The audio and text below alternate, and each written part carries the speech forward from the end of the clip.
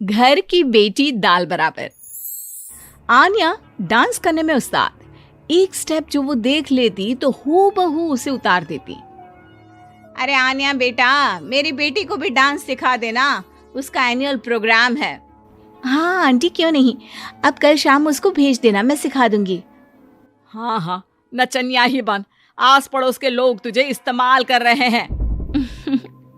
माँ, इस्तेमाल मेरा नहीं कला का हो रहा है। नाचना एक कला है, कला। आन्या हर बात में अच्छी थी, फिर चाहे वो अच्छा व्यवहार हो या फिर लोगों की मदद करना। वो हमेशा खुद के शौक को पूरा करने के लिए व्यस्त रहती, लेकिन घर वालों को तो उसका ये काम सिर्फ समय की बर्बादी लगता है। कहाँ है आन्या? उसको बोलो कि आज शाम को खाना वही बनाएगी।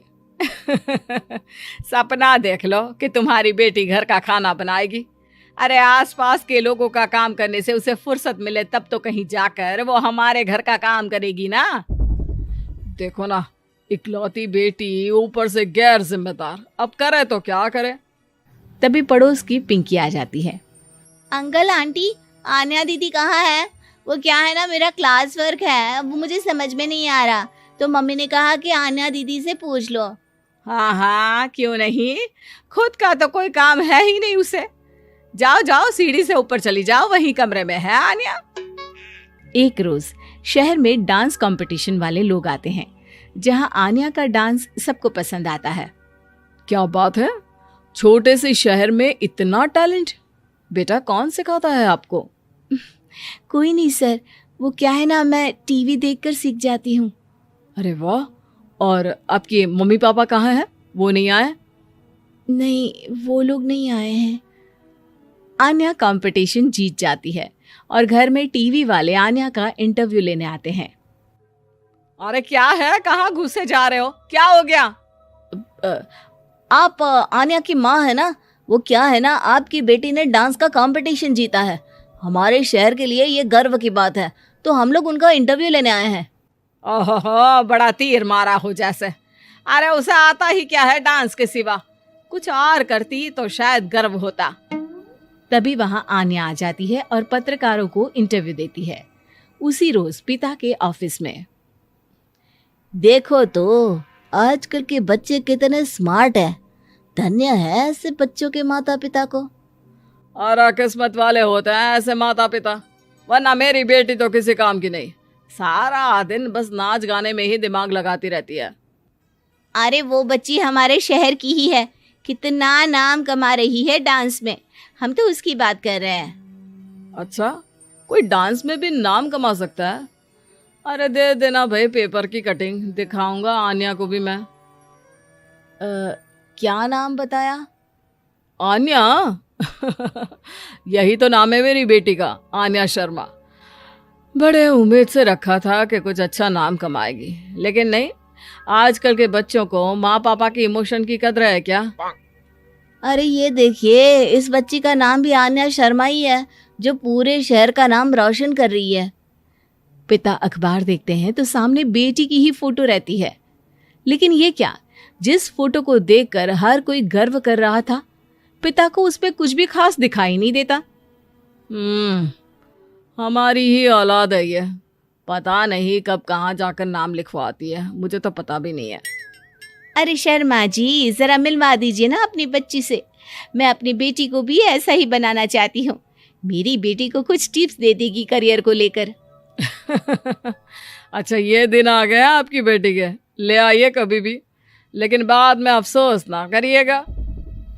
सभी को आन्या के पिता की बात पर हैरानी होती है कि इतनी टैलेंटेड लड़की के माता पिता आखिर उससे चाहते क्या है। पिता घर आते हैं और माँ से कहते हैं, पता है तुम्हारी लड़की क्या कर रही है, या फिर ऐसे ही व्यस्त रहोगी हमेशा? अरे पता है मुझे, पर आपको कैसे पता चला? अरे कुछ पत्रकार आए थे, पता नहीं कहाँ कौन सा कंपटीशन जीत कर आई है। नजर रखा करो उस पर। तभी वहां पड़ोसन आ जाती है, जो पति पत्नी दोनों ही डॉक्टर होते हैं। नमस्ते भाभी, बधाई हो आपको आन्या की कामयाबी की। भाई भगवान बेटी दे तो ऐसी, कहाँ है वो? सच में आपको ऐसा लगता है कि भगवान ऐसी बेटी दे? तो ले जाइए ना अपने साथ, रखिए 2-4 दिन, खुद ही पता चल जाएगा। और नहीं तो क्या, सारा दिन करती क्या है, कहाँ रहती है, हमें तो कुछ पता नहीं होता। ना बताती है ना पूछती है। खैर देखिए, वो वक्त अब गया जब माता पिता बनकर बच्चों की परवरिश की जाती थी। अब तो बच्चों को साथ बिठाकर बात करना जरूरी है। वो क्या कहते हैं, बच्चे के दोस्त बने। तो क्या आप दोनों अपनी बेटी के दोस्त हैं? हाँ, बस अब यही बाकी रह गया था। खैर बताइए, क्या काम है आपको? वो क्या है ना, मैं और मेरे पति दोनों को ही इमरजेंसी कॉल आ गई है अस्पताल से। मेरी बेटी आन्या की अच्छी दोस्त है, तो मैं क्या उसे आन्या के पास छोड़ दूं अगर वो फ्री है तो? माँ कुछ बोलती उतने में ही आन्या आ जाती है। वाह आंटी, क्यों नहीं, मैं फ्री ही हूँ।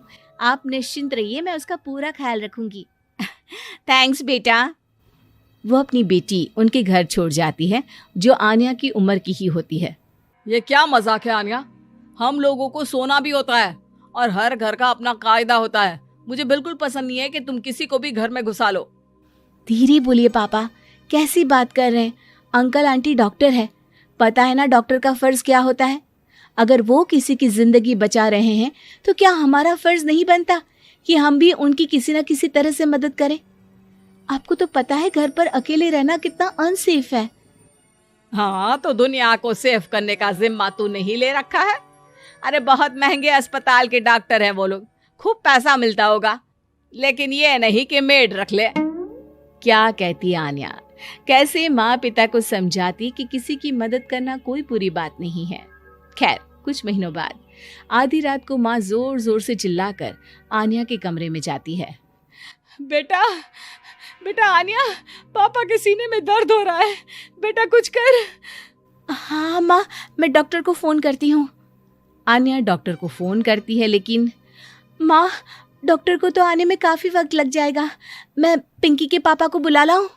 अरे वो नहीं आएंगे बेटा, वो लोग बहुत बड़े डॉक्टर हैं और हम लोगों के पास इतने पैसे भी नहीं है। माँ, मैंने डांस कंपटीशन में जो पैसे जीते थे वो है मेरे पास, आप चिंता ना करें, बस पापा का इलाज करवा ले। आन्या के कहने पर वो बड़े डॉक्टर ना सिर्फ आन्या के पापा का इलाज करते हैं, बल्कि उन्हें ठीक करके घर भी ले आते हैं। आज मैं सिर्फ अपनी बेटी की वजह से बच गया। भगवान सबको ऐसी बेटी दे।